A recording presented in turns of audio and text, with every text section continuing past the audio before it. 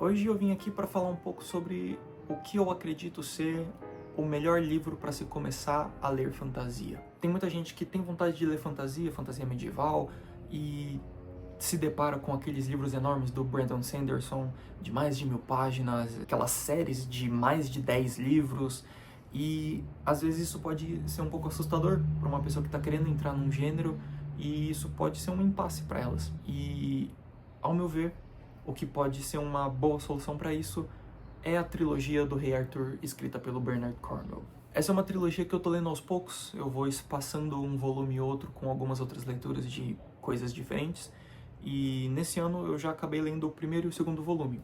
O primeiro volume é O Rei do Inverno, e o segundo, O Inimigo de Deus, que eu terminei faz alguns dias. E desde que eu li o primeiro, eu comecei a ter essa ideia e surgir essa percepção de que esse é uma ótima porta de entrada para essas pessoas que querem ler fantasia. Quando eu terminei O Inimigo de Deus, essa ideia se solidificou, porque a escrita do Bernard Cornwell é muito tranquila, é muito leve, e ela não tem todos aqueles rebuscamentos e nomes fictícios e universos diferentes e províncias e dimensões e coisas do tipo que vão complicando a sua leitura e o seu entendimento de um universo de fantasia.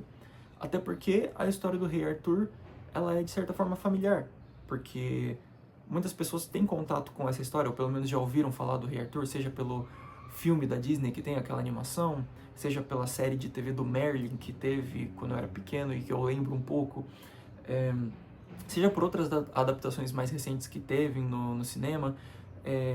Pelo menos um pouco dessa história a gente tem. O Merlin, o Mago, o Rei Arthur e a Távola Redonda, a Espada Excalibur. Então são repleto de nomes que estão na cultura popular e que muitas pessoas têm uma certa familiaridade, já ouviram falar, então não é tudo 100% novo. Esse grau de familiaridade pode ser uma forma de te aproximar do mundo de fantasia que é contado nessa história. Além disso, também, por ser uma história que se passa no que a gente conhece hoje como Reino Unido, muitos dos nomes das cidades e de locais onde eles estão são paralelos da realidade. Por exemplo, Londres é descrita nesse livro em alguns momentos, então o monumento de Stonehenge, no livro é chamado como As Pedras, mas logo no começo tem um mini glossário de traduções do que ele chama no livro e o que é conhecido hoje na geografia da Inglaterra, do País de Gales, enfim. Então, essa familiaridade que o livro te traz facilita um pouco esse primeiro contato com a fantasia. Outro ponto que eu acho bem legal é que ele não é repleto de um sistema de magia muito meticuloso e muito complexo, e até, por vezes, a magia é questionada nesse universo. Então, todos os rituais druídicos que o Merlin faz, que outros personagens que têm esse contato mágico fazem, tem um pé na realidade.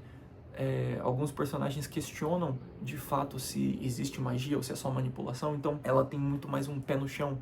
E então acaba facilitando também, ao meu ver, o entendimento de como a magia é percebida nesse universo. Outro ponto legal, e que acaba sendo uma coisa que me chamou muita atenção e que eu gostei nesse livro, é que ele conta a história de verdade do Rei Arthur, porque todo o livro é narrado depois dos fatos que enalteceram o nome do Arthur dentro da Inglaterra.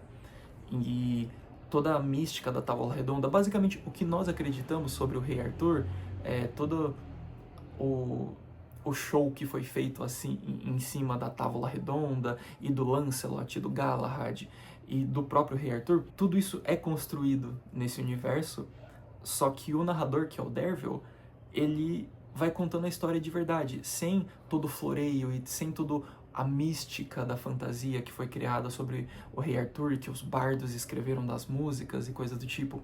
Então, ele também te dá um senso de como que a história de fato aconteceu. Então, assim, até para quem já ouviu as histórias do Rei Arthur e da Excalibur e coisa do tipo, é um take diferente, é uma forma mais real de ver como tudo aconteceu, as grandes batalhas e tudo mais. Então, esse jeito de contar a história de uma forma mais real e mais pé no chão, eu acho que ajuda a familiarizar as pessoas e também ter uma ótica diferente sobre tudo que a gente já ouviu do Rei Arthur, da Excalibur ser tirada da pedra e dela ter superpoderes e tudo mais. Então é um jeito engraçado e diferente de você se familiarizar com o mundo da fantasia medieval, que muita coisa, muitas obras derivam desse ideal arturiano de cavaleiros medievais e de guerreiros e druidas e bardos. Então tem um pouco mais de coisa sólida, de coisa real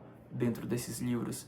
E para quem está querendo entender um pouco e se familiarizar com o gênero de fantasia, eu acho que tudo isso facilita nesse processo. E assim, até para quem gosta de ficção, não necessariamente fantasia, eu sinto que isso pode ser um livro que você possa gostar, porque ele pega um período histórico real, que foi a Inglaterra, o que seria o Reino Unido no futuro também, pós-invasão romana. Então tem um quê de história real nisso. Então, o que aconteceu com os povos nativos da ilha da Grã-Bretanha, depois que os romanos foram embora. Então, como isso afetou as comunidades, os reis, como que isso afetou a distribuição territorial, como que isso afetou a religião deles, o que remanesce de nativos ingleses depois de um período de dominação romana. Então, nesse sentido, a apresentação mais histórica também pode ser algo que te atraia para esse livro, para essa série.